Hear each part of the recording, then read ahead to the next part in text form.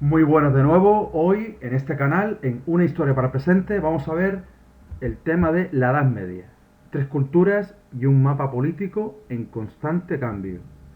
711-1474. Esto corresponde al tema 2 de Historia de España de segundo de bachillerato.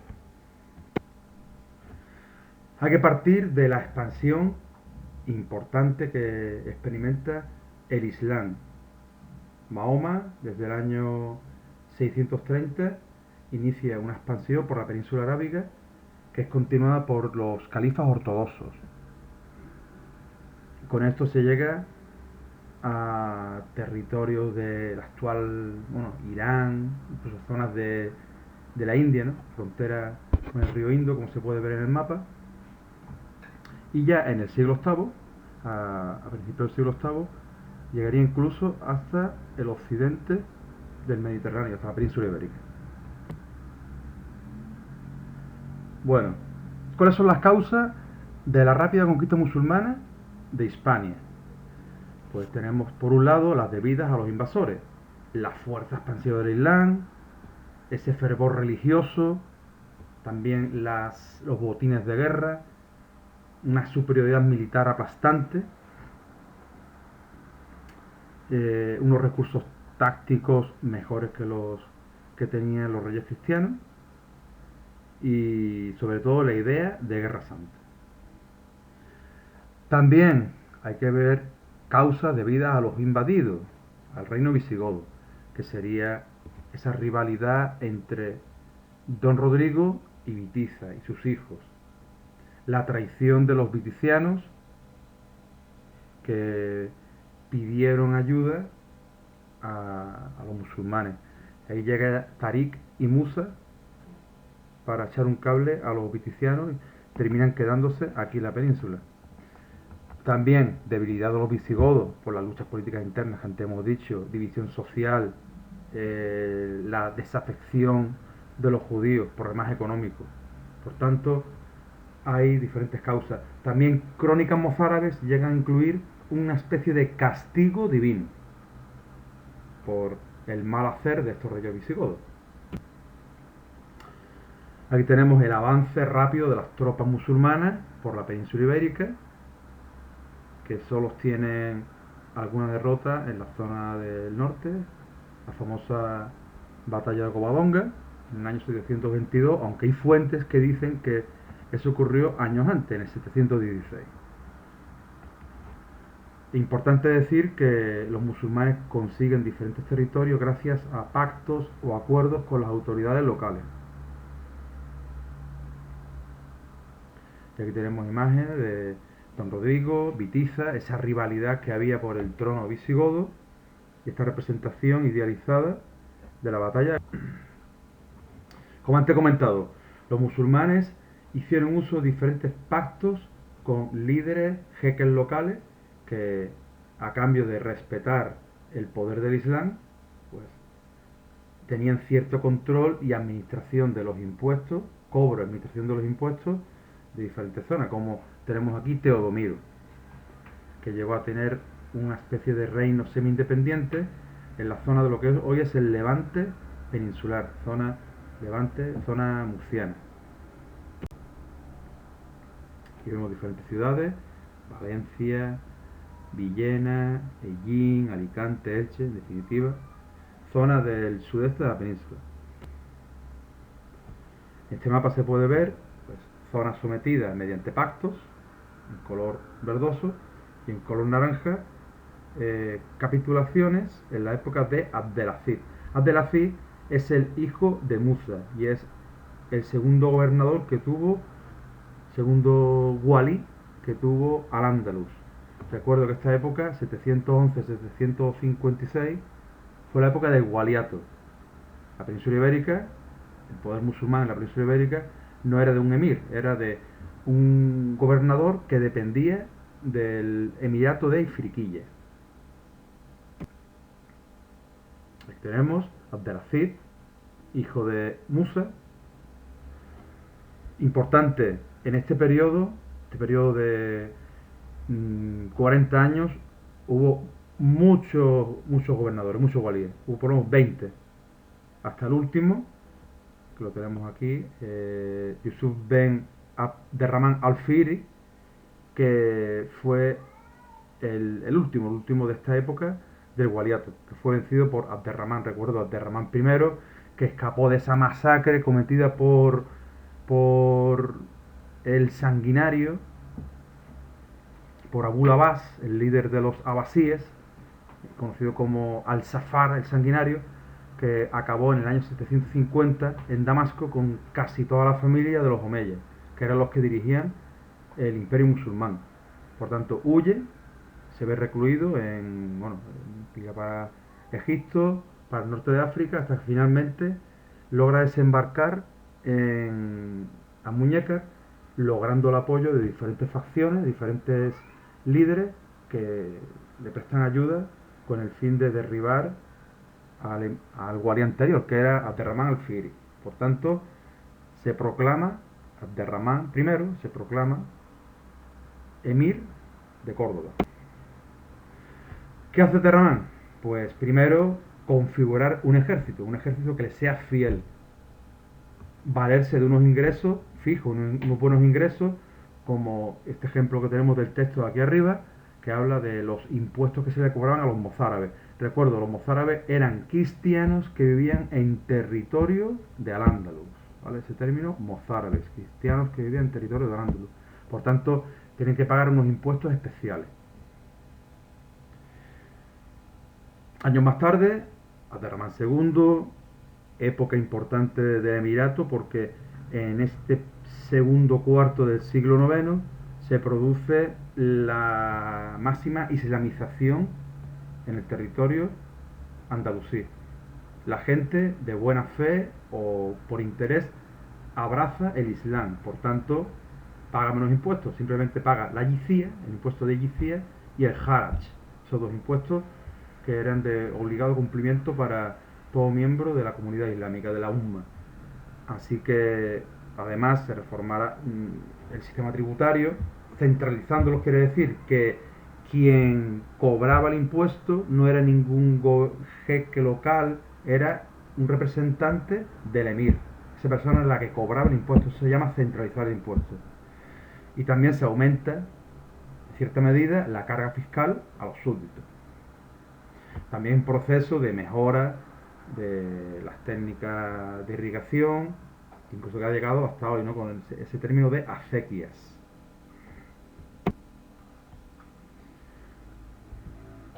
Tenemos este emir llamado Alacán I, que llevó una política más radical, más de eliminación de las voces discordantes.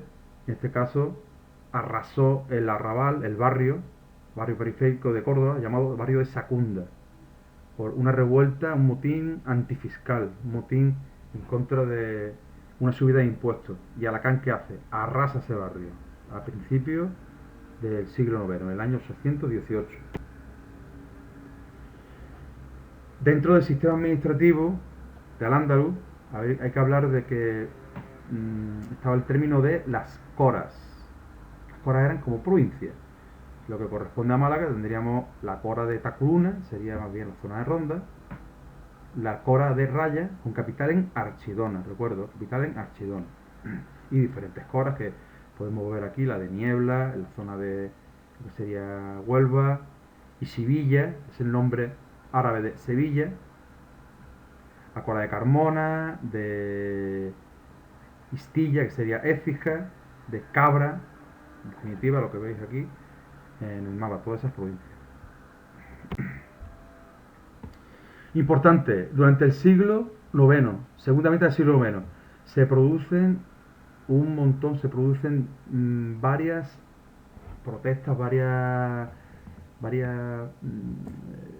movimientos de secesión dentro del territorio islámico. Diferentes gobernadores, que tenemos aquí los nombres de todos ellos, diferentes gobernadores establecieron o quisieron establecer un gobierno autónomo. Ejemplo, la República Marítima de Pechina, en lo que hoy sería Almería. Un estado que llegó a tener relaciones internacionales con con los reinos norteafricanos, de los idrisíes.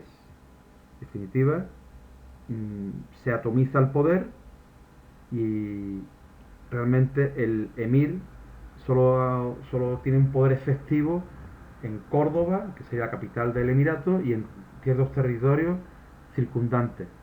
Ya fuera de Córdoba, vemos en el mapa todas las manchitas estas, todos los colores estos, son diferentes líderes, diferentes jeques tribales, jeques locales que se hacen con el control de ciertas poblaciones.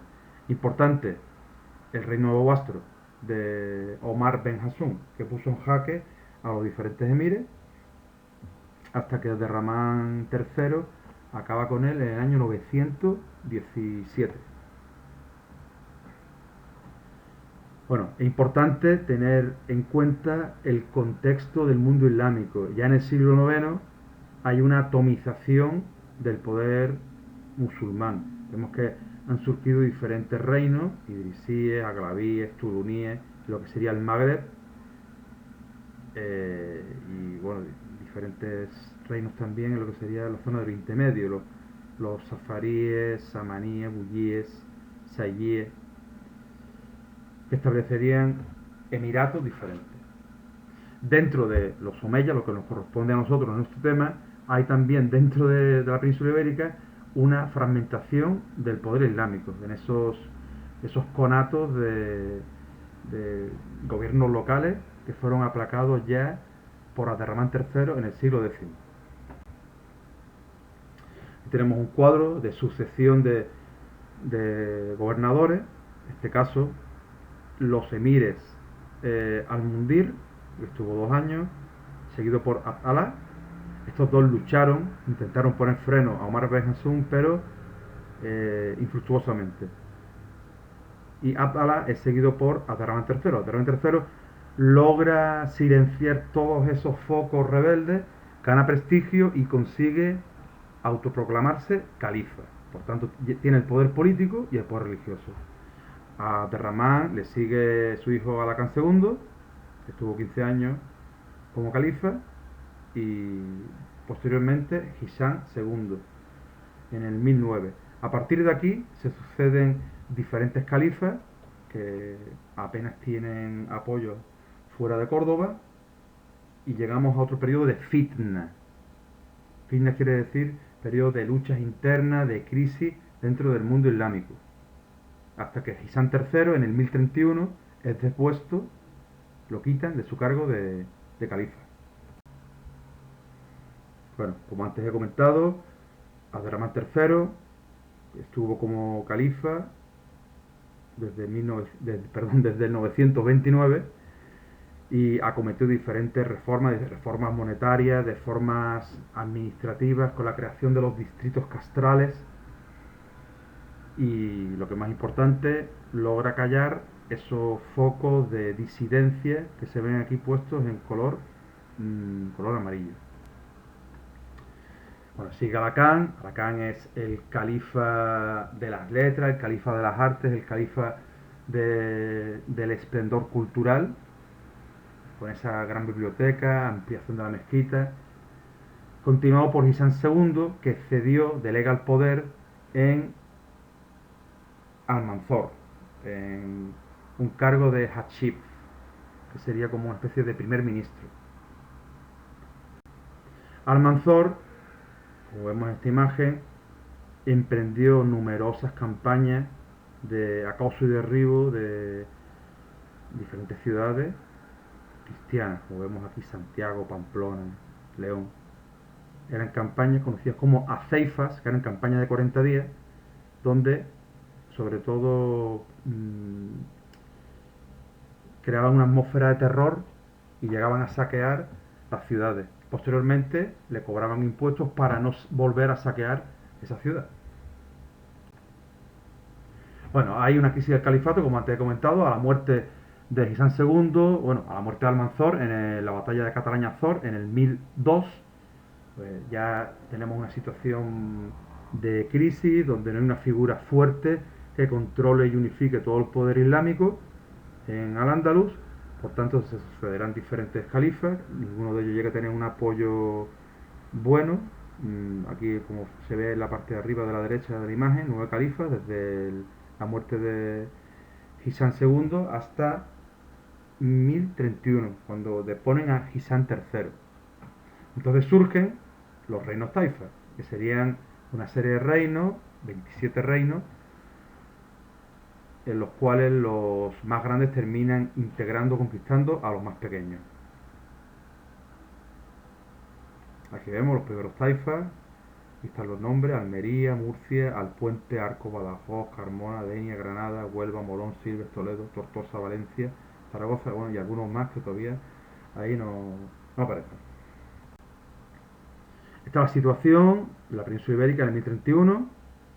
Recordemos, Sancho III el Mayor, que era el rey de Navarra, el rey del reino de Pamplona, que era la figura más importante dentro de los reinos cristianos. A su muerte, 4 años más tarde, en el 1035, dividirá el reino entre sus hijos, debido a ese carácter feudal de la monarquía, cosa de la cual hablaremos más tarde. Bueno, aquí en este mapa podemos ver diferentes reinos de taifas, como los que están aquí en la zona del sur portugués: Silves, Mértola, Algarve, Huelva, Ronda, Arcos, Niebla, ¿vale? Y cada uno pues estaba dirigido por un líder de un tipo racial. Por ejemplo, los bereberes, que eran bereberes nuevos, que venían del norte de África, tenían las zonas, habían de Málaga, de Algeciras, de Carmona, Granada. Muchos de ellos estaban los jamudíes de Granada y los ciríes, perdón, los jamudíes en Málaga y los ciríes en Granada. Tenemos otros bereberes, como en Toledo, árabes, la zona de Sevilla, Córdoba, eslavos, la zona del Levante, y también tenemos muladíes. Tenemos una importante presencia de muladíes en el sudoeste de la península. Bueno, otro mapa que viene a poner lo mismo, simplemente que aparecen los reinos cristianos, con el Reino de León, Condado de Castilla, Reino de Navarra, Aragón, condados catalanes. Y esta es la situación.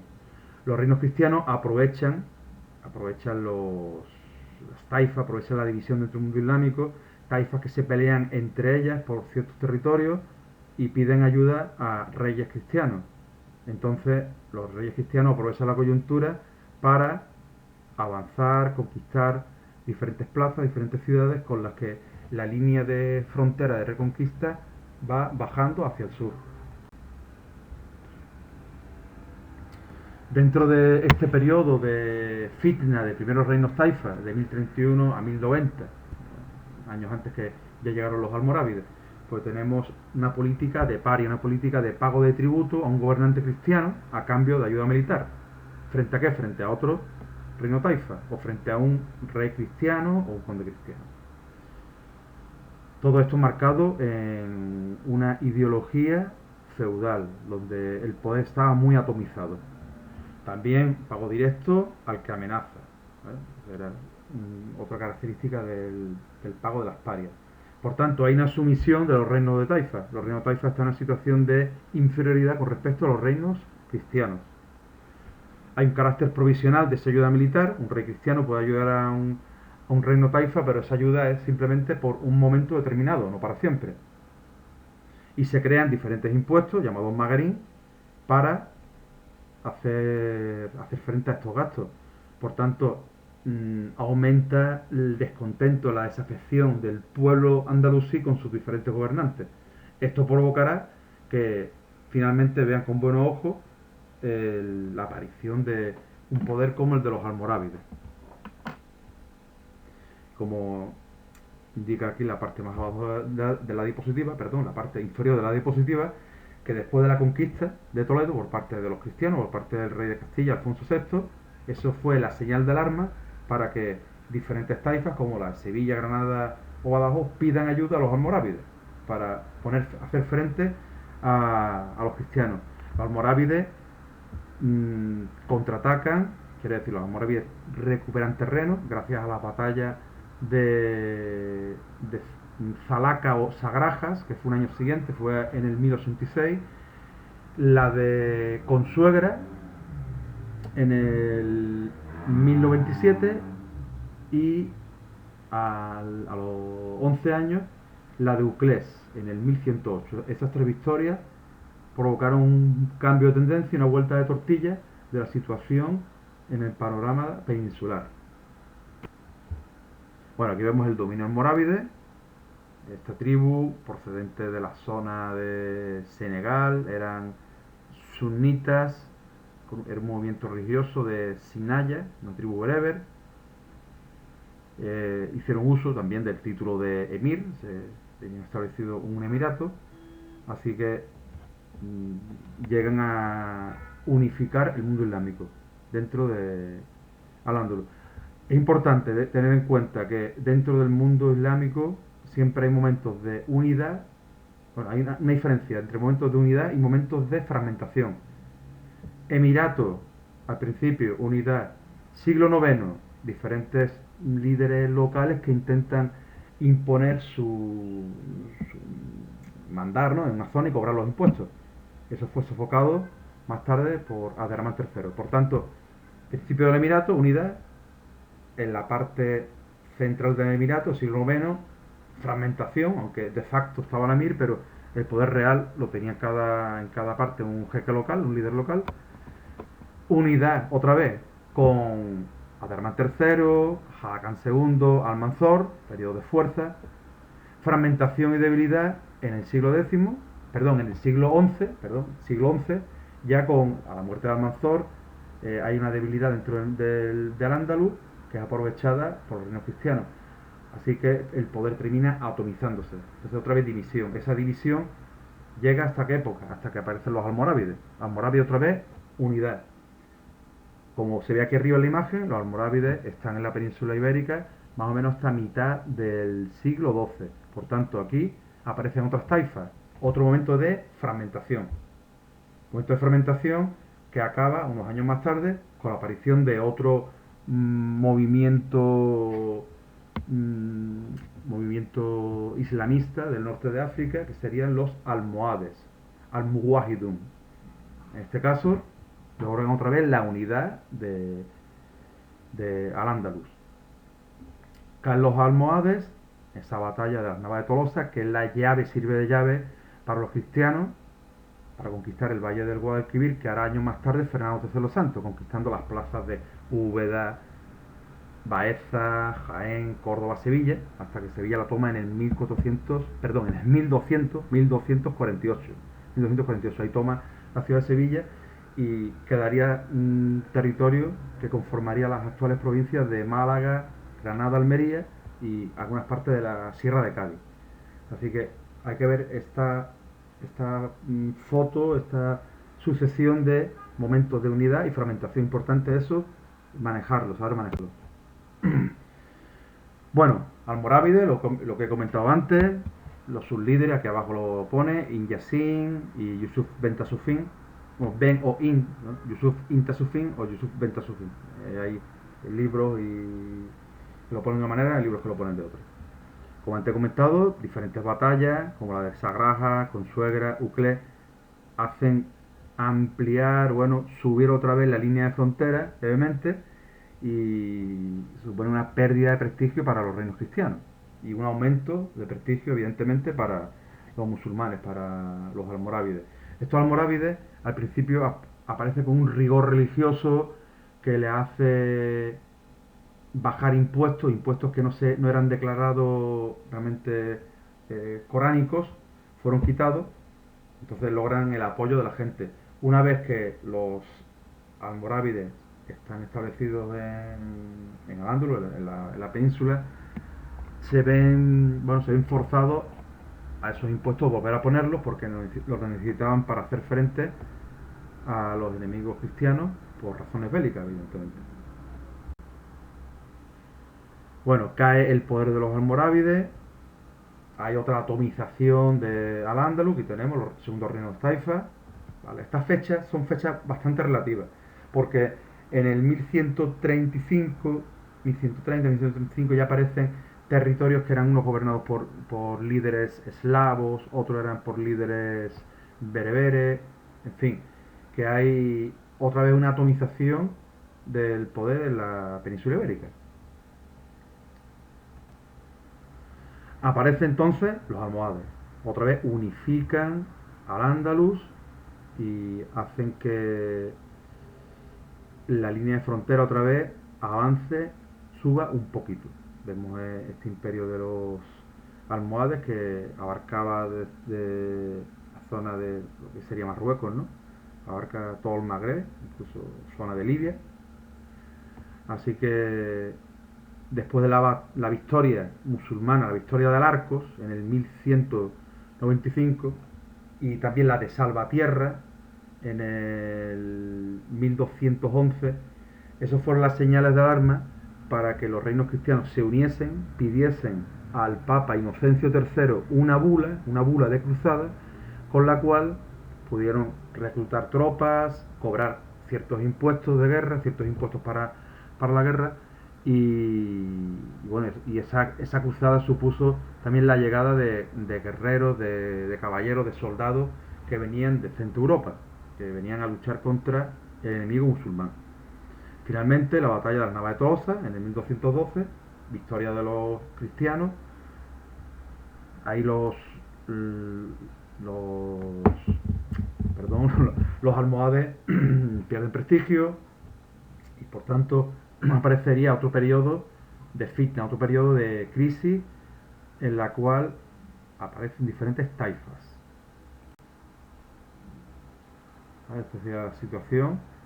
¿Vale? Después de la batalla de las Navas de Tolosa, vemos ese entrante de la corona de Castilla cercana ya a Jaén, porque la Nava de Tolosa está ahí en la provincia de Jaén, y esa conquista fue la llave para llegar a la zona del Guadalquivir.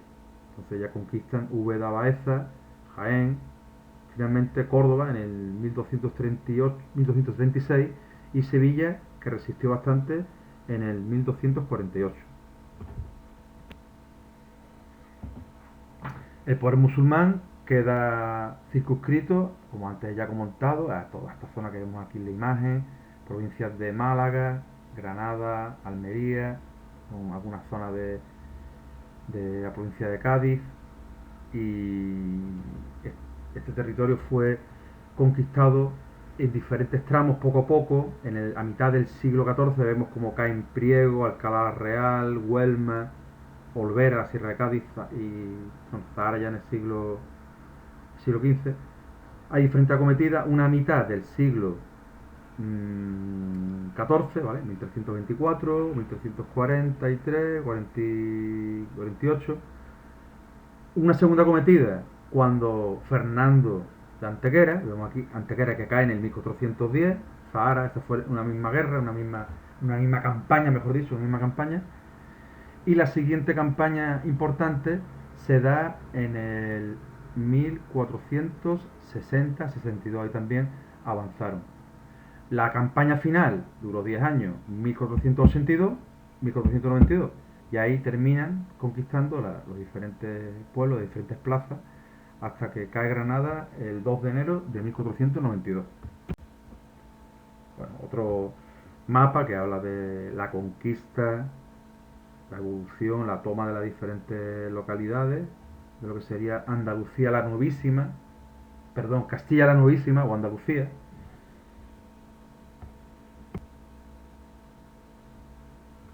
Bueno, otra imagen más para que quede bastante claro cómo se produjo la reconquista. Decir también que Portugal finaliza su reconquista con la toma de Faro en el 1249.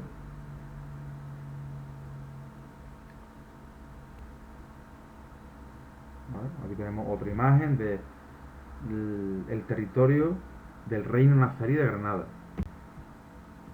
Bueno, economía del Andalus. Hay que ver diferentes aspectos. Agricultura, pues tenemos la importancia del regadío, la trilogía mediterránea, trigo, vid y olivo, una gran variedad de cultivos, importancia de la seda, la cría de gusano para la elaboración de seda, la importancia también de la ganadería ovina, importancia de los caballos. En cuanto a artesanía, no hay que hablar de industria. Industria es un concepto posterior ya del siglo XVIII, debido a la transformación que se hace gracias a la maquinaria impulsada por la máquina de vapor. En este caso tenemos artesanía o manufactura. Sería textil, de diferentes materiales como seda, lino, algodón. Tenemos también importancia y cuero, que ha llegado incluso hasta nuestros días, pergamino, papel, cerámica, orfebrería, elaboración de armas y manufactura, como manufactura de creación de objetos más suntuarios, más como alfombras o trajes para las élites, para las familias ricas, para las familias de la Hasa. El sector del comercio, pues hay que hablar que el reino nazarí de Granada, bueno, ya en los últimos años, era un reino bastante comercial, tenía muchas relaciones con diferentes repúblicas italianas como Génova, Pisa, Venecia, incluso establecieron vínculos con los cuales obtenían el apoyo de la armada de esos países, barcos de guerra de esos países. Así que había exportación, se vendían productos de lujo, productos agrarios, y se importaban pues algunas materias primas, armas y esclavos. Los comerciantes pues eran de una variada procedencia, como mozárabes, judíos y también italianos.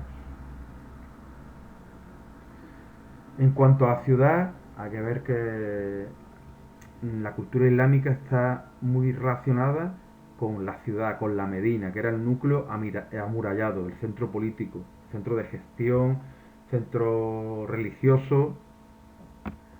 Así que dentro de la Medina tenemos algunos espacios como la importante, la mezquita Al-Jama, que era la mezquita más importante, la Alcazaba o la Alcázar, que es la residencia del gobernador, que muchas veces se hacía para evitar ataques de la misma población ante una subida de impuestos. Pues si tenemos ese recinto donde el gobernador, el emir, el rey de turno se puede defender de su población, pues tenemos esas murallas que casi siempre eran para eso, defenderse de su propio pueblo, más que de ataques enemigos que casi nunca llegaban. También tenemos los zocos, que eran mercados locales, las alhóndigas, aunque no parezca, las madrasas, que eran las escuelas coránicas, y ya las afueras, fuera extramurarias, fuera de los muros, tenemos los arrabales, que normalmente se dedicaban a actividades más contaminantes, más ruidosas, como relacionada con los tintes, con la metalistería. Así que en el caso de Málaga tenemos el ejemplo de el arrabal de El Tabanín, Altabanín y el arrabal de Alfuntanaya. Eran dos arrabales, dos barrios. El Tabanín sería el que está en la zona de la Trinidad, y el de Funtanaya sería el que hay en la zona del Ejido, ¿no? Sería hoy zona donde está la Universidad del Ejido.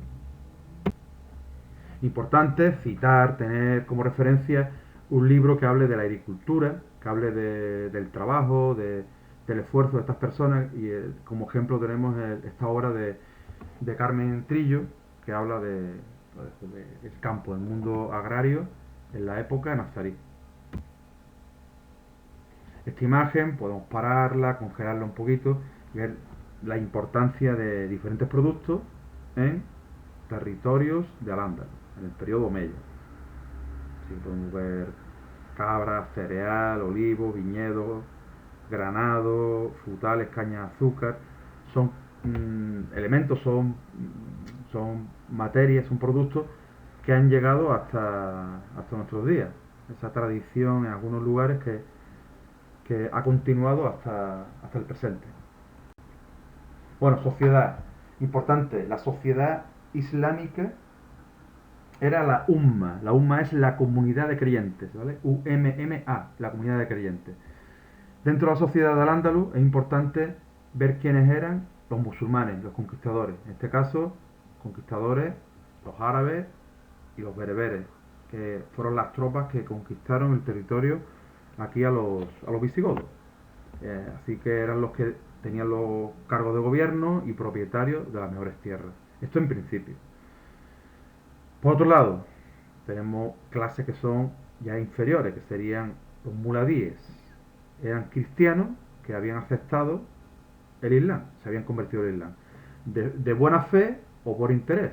Solo que ya con el paso de las generaciones, los hijos y los hijos de los hijos van teniendo ese apego y esa vinculación con el mundo islámico, ¿no? Al principio, esa conversión en muchas ocasiones se pudo deber simplemente con un fin, se pudo deber a un fin fiscal. Los mozárabes eran cristianos que vivían en territorio musulmán, seguían siendo cristianos.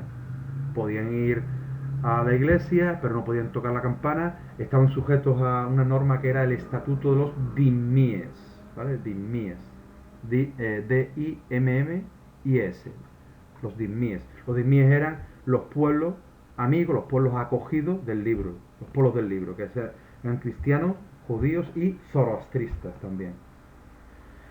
Por último, los judíos, que eran una minoría y vivían, en principio, es un poco también, un poco se ha mitificado, vivían en barrios separados del resto de los habitantes. Bueno, la sociedad de Al-Ándalus era una sociedad compartimentada. No era la sociedad de las tres culturas.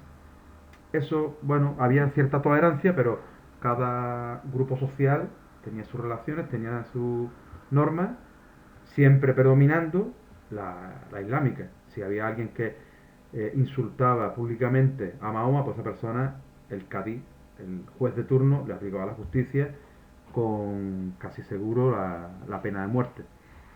Pero que era una sociedad compartimentada, donde cada uno vivía por su lado y de esa forma podían en cierta medida coexistir. Bueno, cultura. Rasgo básico de la cultura hispano-musulmana, pues hizo de puente entre la antigüedad clásica y la Europa medieval.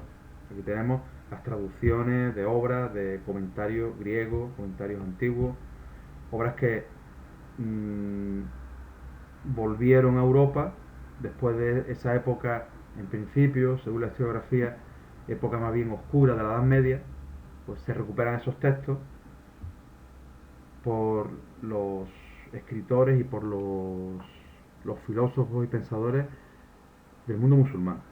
Así que tenemos varias aportaciones en las leyes, jurisprudencia, astronomía, la botánica, medicina, también en el campo de la filosofía con Averroes, Maimónides, y matemáticas con la aparición de la numeración arábiga, con el número 0 de Al-Khwarizmi. Importante hablar de las construcciones de los edificios, la mezquita de Córdoba, que tuvo diferentes fases, diferentes ampliaciones, empezando por la de Abderramán I a finales del siglo VIII, y aquí las sucesivas, hasta la de Almanzor, que ya llega a los límites del río.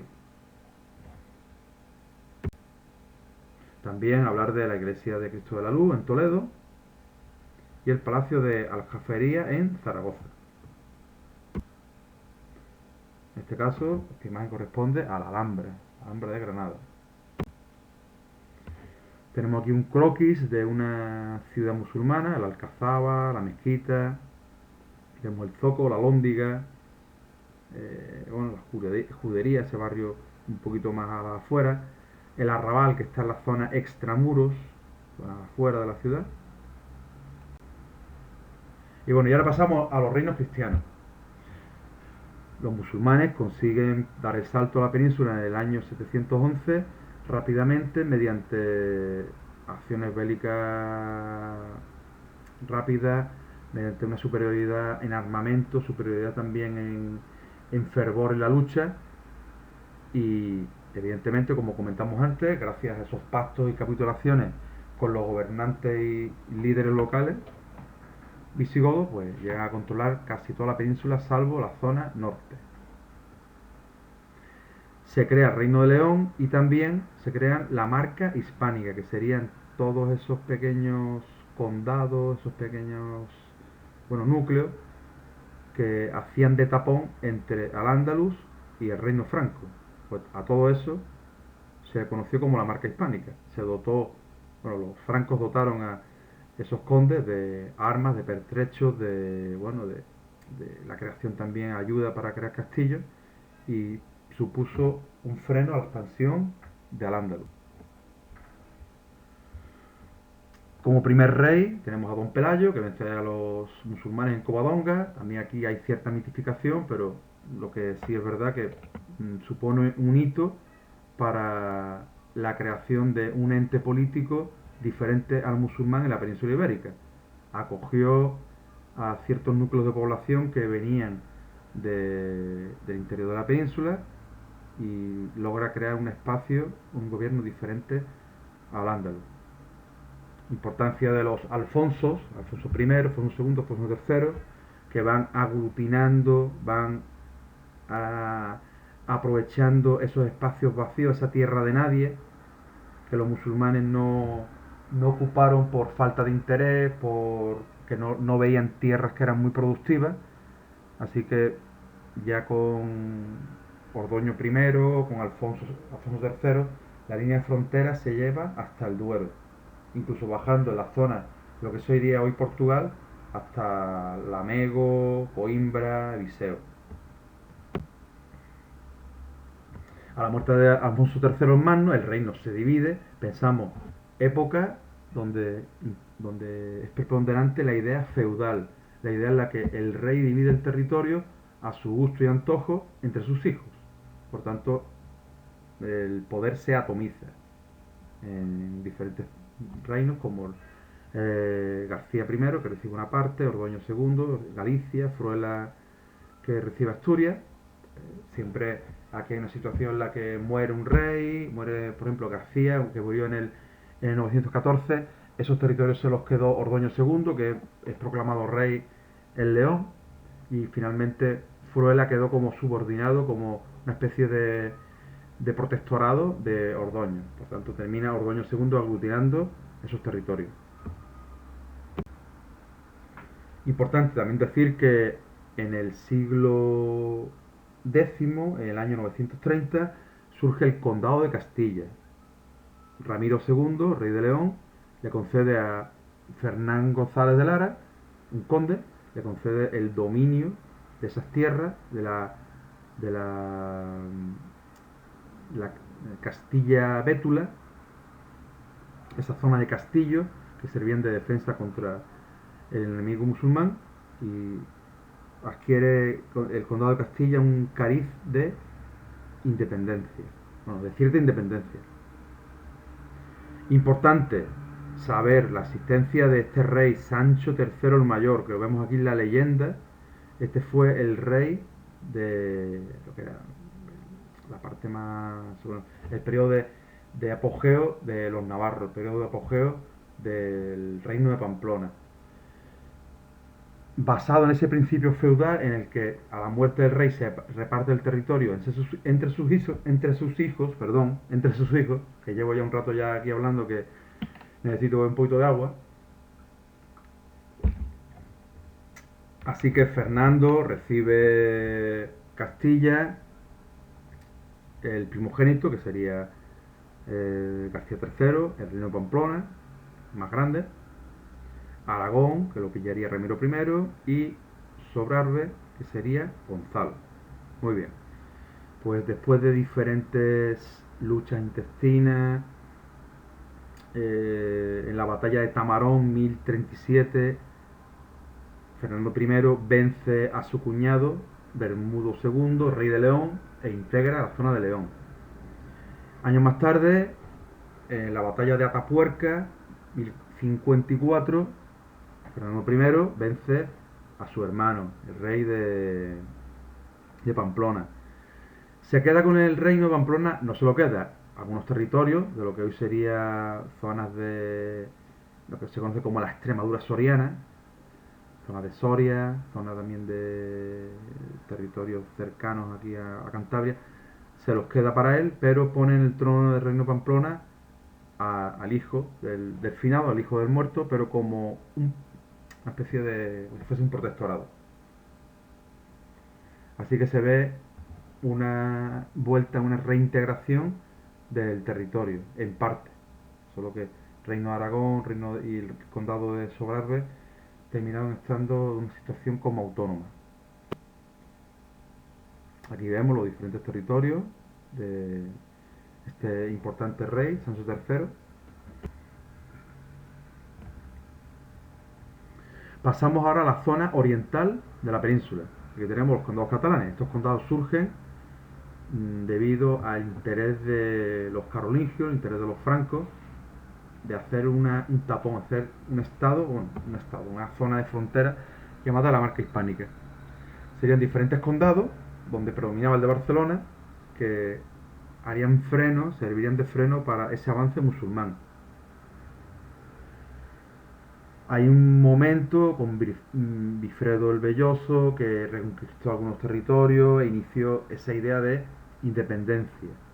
¿Cuándo? Cuando los francos están en una situación más debilitada.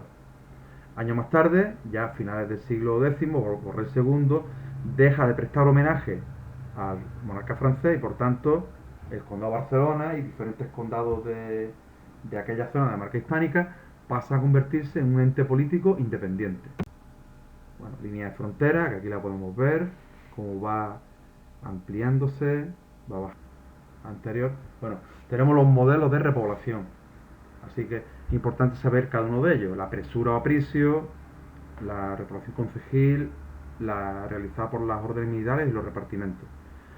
La presura o apricio, pues esto era de forma individual. Una persona que ocupaba una tierra, finalmente el rey pues daba la conformidad y esa persona lograba ya obtener esa propiedad legalmente. Eso se hizo en la zona del Valle del Duero y también zona en Cataluña.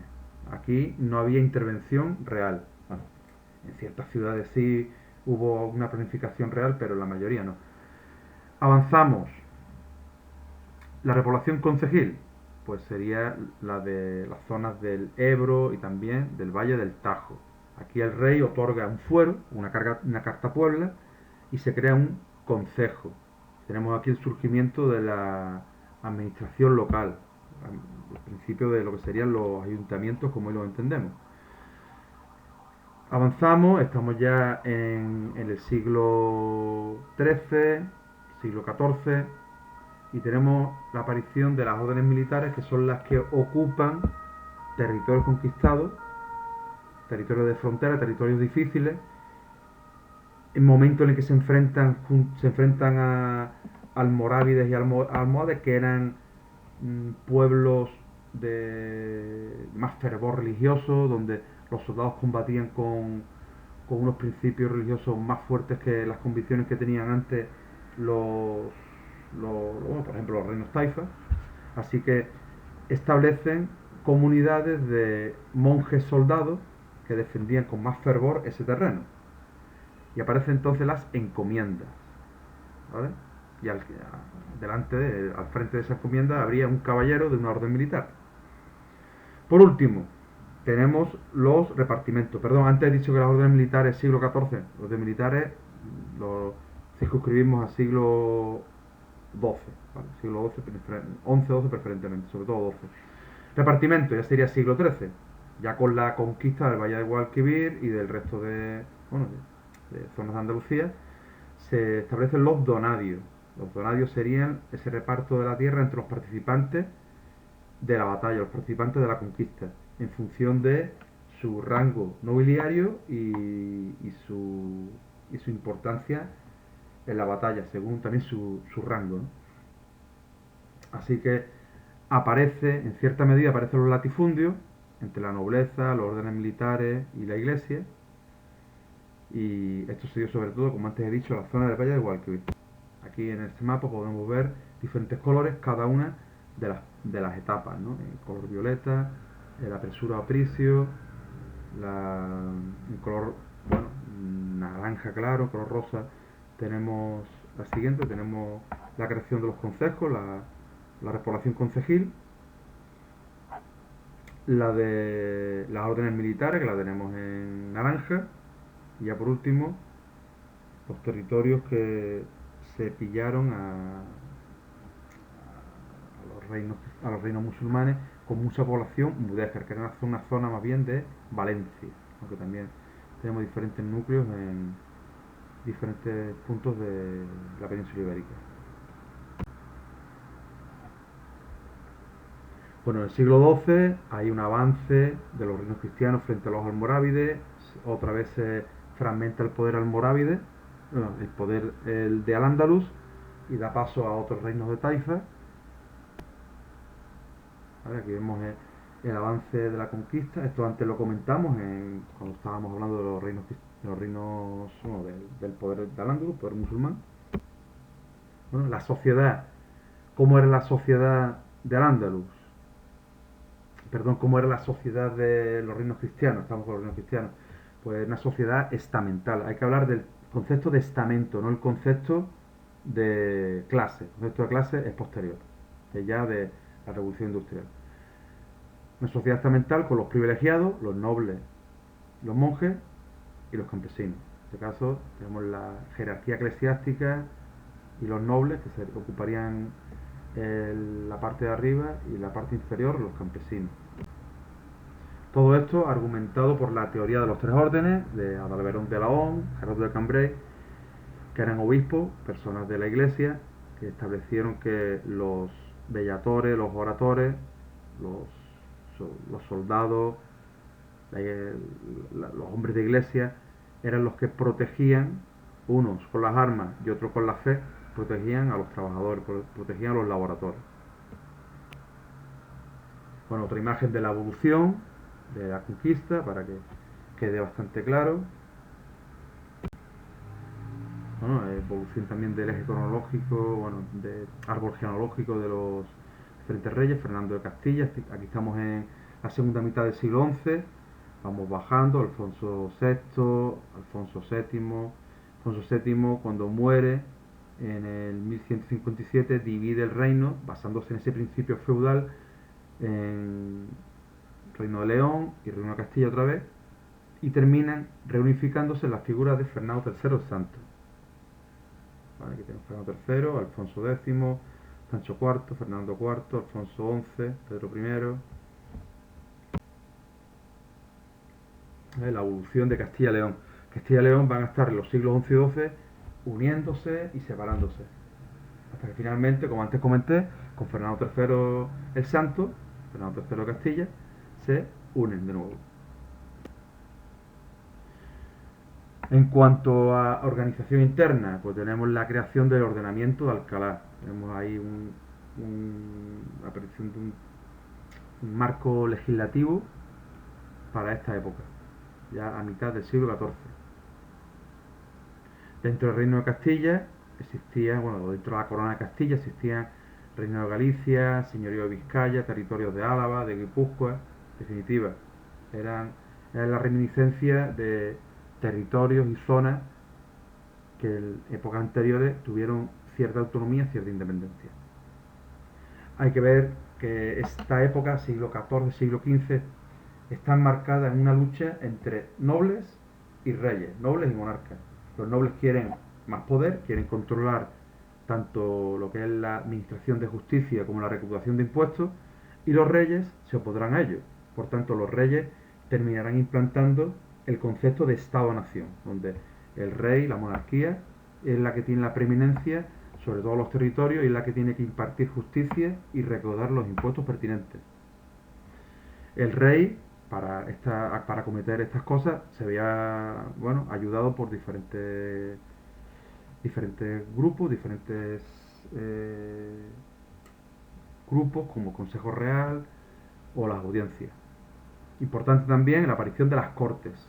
Eran cortes que representaban a la nobleza, al clero y representantes de las ciudades, los burgueses ricos, pero que no tenían apenas, carecían de poder legislativo, simplemente se dedicaban a aprobar los impuestos que el rey quería que se aprobasen.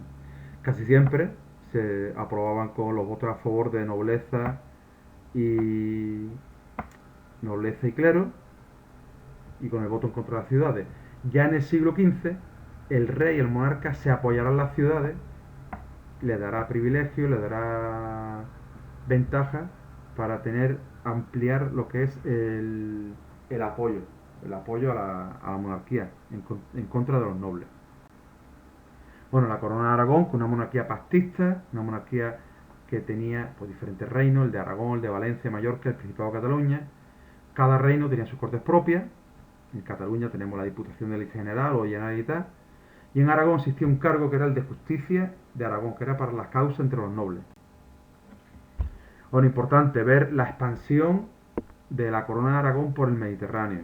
Esta expansión que ha llegado a tener importancia hasta incluso ya el siglo XVIII. Aquí vemos cómo se conquista Cerdeña, el reino de Nápoles, el reino de Sicilia, también durante ciertos años los ducados de Atenas y Neopatria.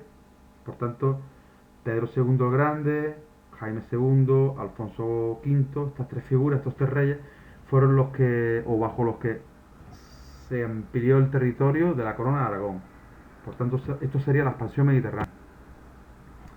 Aquí vemos en esta imagen la época de conquista de esos territorios. Aquí vemos Cerdeña, Córcega durante ciertos años. En 1292 la conquistaron por un cierto periodo de tiempo, después fue otra vez cedida, cayó en manos de condes italianos, también influencia francesa. Bueno, en la costa del norte de África también tenemos las plazas de Orán, ciertos puntos de la costa de Argelia, de Túnez, ¿vale? Reino de Nápoles, en definitiva, territorios que fueron de la corona de Aragón en ciertos periodos de tiempo. Bueno, ya vamos terminando este cuadro, una pintura romántica, una pintura del siglo XIX, se ve a este militar alemán, supuestamente, que luchaba bajo la bandera de la corona de Aragón. Y aquí lo vemos entrando en Constantinopla. Entonces, esta ciudad termina aclamando y termina dando el poder a los aragoneses.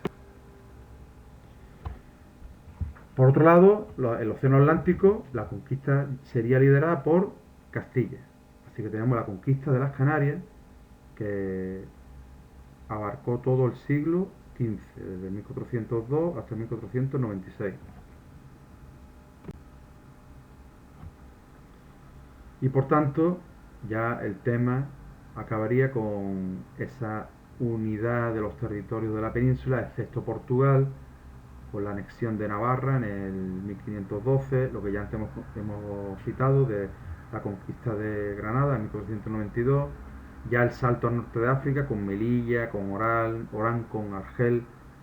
Hay que decir que Melilla es española antes que Ceuta. Ceuta era portuguesa y Ceuta pasó a dominio español ya en el 1640. Después de ese lapso de tiempo, de esos 60 años en los que Portugal y España estuvieron unidos en la monarquía ibérica, después de que Felipe II integrase a Portugal, y cuando Portugal se vuelve a separar, una guerra que hubo de 1640, ¿vale? 1640 a 1668, con el tratado de Badajoz, si no recuerdo mal, que es que él pone fin a esa guerra, y Castilla tuvo que reconocer la devolución de diferentes territorios a Portugal. Bueno, pues quitando ese periodo de tiempo, Castilla fue preponderante en la península ibérica, ¿vale? Con Navarra, la integración, con el matrimonio entre los reyes católicos, entre Fernando de Aragón e Isabel de Castilla, territorios cedidos por Francia, como la zona del Rosellón, que vemos aquí al norte de Cataluña, Rosellón y la Cerdaña, y aspectos que ya veremos en el tema siguiente.